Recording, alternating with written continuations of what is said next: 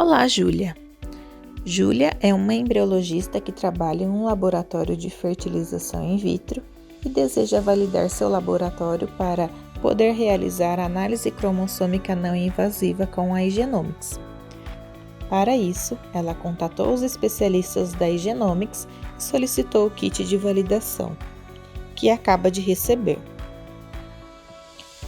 O kit de validação da Igenomics para análise do meio de cultura contém material que deve ser armazenado à temperatura ambiente ou no congelador. A temperatura de armazenamento está indicada nas instruções recebidas. Para obter ótimos resultados, é muito importante evitar a contaminação com DNA externo durante todo o processo realizado no laboratório de FIV. Por isso, a primeira coisa a fazer é se preparar. Lembre-se: luvas, touca, avental de manga longa e máscara. Se o embriologista for um homem com barba, é necessário que ele utilize uma máscara que a cubra totalmente.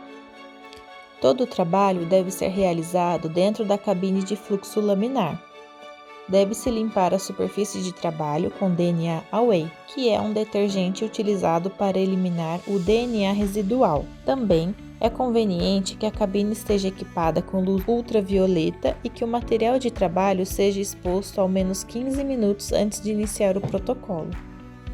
O material que se utiliza para cultivo embrionário é de uso exclusivo para o protocolo e deve sempre ser manipulado com luvas e dentro da cabine de fluxo laminar. Júlia está pronta para começar. Existem dois tipos de protocolo Embrace. Primeiro, descreveremos o processo em caso de ICSI. O processo de ICSI se inicia com a extração dos oócitos e, para isso, é realizada a punção folicular. Após a extração dos oócitos, tem que se preparar o material para a denudação e para a realização das lavagens extras. A denudação dos oócitos e as lavagens extras são realizadas numa placa de 6 microgotas de 20 microlitros cada uma. O objetivo dessas lavagens é assegurar que cada oócito será passada para a placa de cultivo livre das células do cúmulos, evitando assim a contaminação do DNA materno que interferirá nos resultados. Após as lavagens, cada oócito será colocado numa placa de cultivo seguindo o protocolo habitual de cada laboratório. A imagem à esquerda mostra um oócito corretamente denudado e o da direita incorretamente denudado. Nesse caso, recomenda-se repetir o processo de lavagem extra. A ICSI é realizada em oócitos que estão em metáfase 2, seguindo o protocolo habitual. A partir de agora, o processo segue seu curso habitual. Durante o dia 1, aparecem os pronúcleos.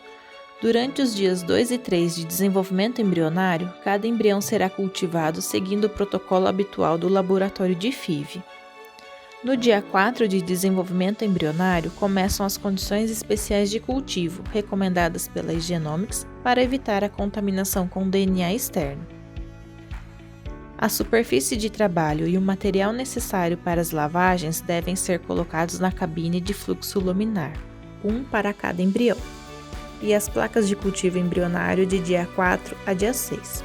Será preparada uma placa de lavagem para cada embrião com 6 gotas de 20 microlitros, iguais às da denudação. Cada embrião será passado consecutivamente por cada uma das gotas de lavagem antes de serem passados para a placa definitiva de cultivo. Para cada embrião será utilizado um capilar diferente. A placa de cultivo especial será preparada com meio de cultura fresco e será composta por gotas de 10 microlitros de meio de cultura para cada embrião, e uma gota extra de controle em que não será colocado nenhum embrião. A placa de cultivo será colocada na incubadora até o dia 6, em que se avaliará a morfologia. No dia 6, será avaliado o desenvolvimento embrionário e será confirmado que os embriões alcançaram o estágio de blastocisto. Os embriões então serão retirados para vitrificação e serão guardados no tanque de nitrogênio líquido. Uma vez retirado o embrião da sua gota, o meio de cultura poderá ser obtido. Você deve colocar cada amostra de meio de cultura em um tubo diferente e estéril de PCR que a Igenomics fornece. Cada tubo deverá ser rotulado com as iniciais da paciente e o número do embrião correspondente. Os tubos de PCR contendo o meio de cultura deverão ser colocados em uma rack gelada, previamente congelada, fornecida pela Igenomics. As amostras deverão ser colocadas no congelador a menos 20 graus Celsius e manter essa temperatura ao menos 24 horas antes do seu envio para o laboratório da Igenomics. As amostras de vários pacientes podem se acumular, porém, não recomendamos armazenar por mais de 2 semanas antes do seu transporte. Após 24 horas, você poderá solicitar o envio das amostras para a Igenomics.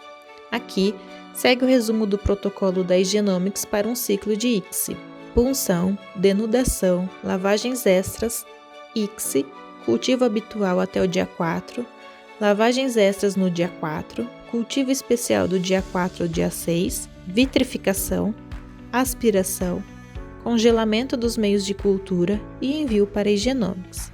Agora, vamos descrever um processo para um ciclo com FIV. O processo de FIV começa com a extração dos oócitos, com a realização da punção folicular.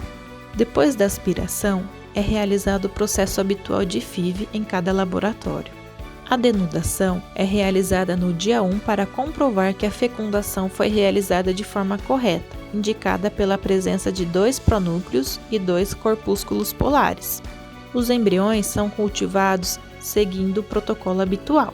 A partir do dia 4, os mesmos passos são seguidos de um protocolo de ICSI: lavagens extras, cultivo especial, vitrificação, aspiração dos meios e congelamento.